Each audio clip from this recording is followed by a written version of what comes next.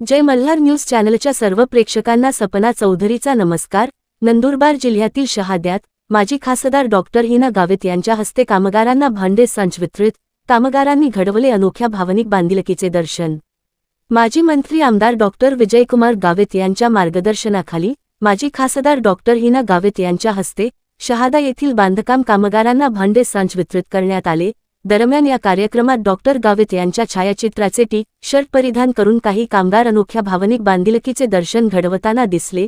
महाराष्ट्र कामगार कल्याण मंडळाच्या वतीने या भांडेसंचाचे वितरण करण्याप्रसंगी सामाजिक कार्यकर्ते शशिकांत पाटील, कामगार कल्याण मंडळ विभागातील भरत गवळे यांच्यासह कामगार मोठ्या संख्येने उपस्थित होते।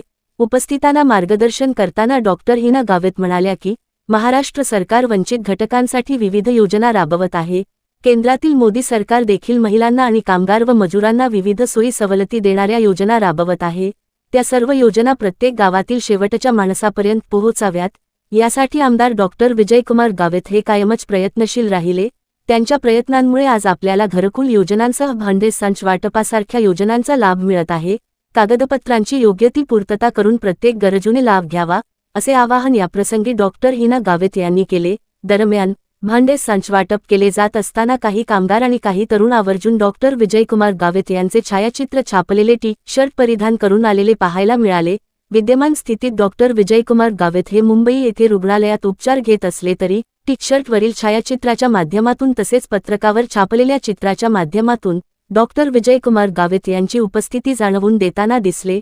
डॉक्टर गावित साहेबांमुळेच प्रभावीपणे योजना राबवली जात असून लहान लहान गावांना रस्ते, घरकुल वगैरे त्यांच्यामुळे मिळत असल्याची प्रतिक्रिया काही ग्रामस्थांनी व्यक्त केली। डॉक्टर गावित यांच्याबद्दल अनोखी भावनिक बांधिलकी यातून सर्वांना पाहायला मिळाली। सपना चौधरी, जय मल्हार न्यूज, नंदुरबार।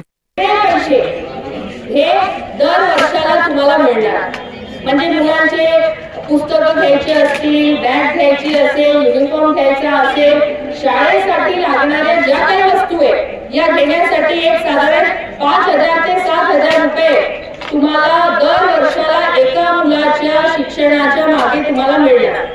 त्याच्यानंतर मुलं जर कॉलेजला शिकणारे असतील तर कॉलेजची त्यांची फी, मग ते मेडिकल कॉलेज असेल, इंजिनिअरिंग कॉलेज असेल अथवा कुठलेही कॉलेज जिथे लाख रुपयाच्या वर फीज आहे असं पण कॉलेज असेल आणि त्या ठिकाणी तुमचा मुलगा मुलगी जर शिकायला गेले तर तुमच्या कार्ड दाखवून त्या मुलांचं पूर्ण शिक्षणाची फी ही सरकार डायरेक्ट करेल, तुम्हाला 1 रुपया भरायला येणार नाही। समजा कामगार कल्याणचा फॉर्म एखादा तरुण व्यक्तीने भरला, तरुण कामगारने भरला, ज्याचं अजून लग्न झालेलं नाही, तर ज्याने तरुणाने भरलाय, ज्याचं लग्न झालेलं नाही, त्याला लग्न करण्यासाठी पण या योजनेअंतर्गत ते कार्डावर त्याला लग्नासाठी पण पैसे मिळतात। लग्न झाल्यानंतर त्याच्या मिसेसची डिलिव्हरी असेल, डिलिव्हरीसाठी पण पैसे मिळतात। जर सीझरने डिलिव्हरी झाली तर त्याच्यासाठी पण पैसे मिळतात। म्हणजे तुम्हाला सांगते, लग्नापासून समजा दुर्दैवाने काम करताना त्या कामगाराला पडून गेला, लागून गेलं, काय दुखापत झाली, फ्रॅक्चर झालं, काय झालं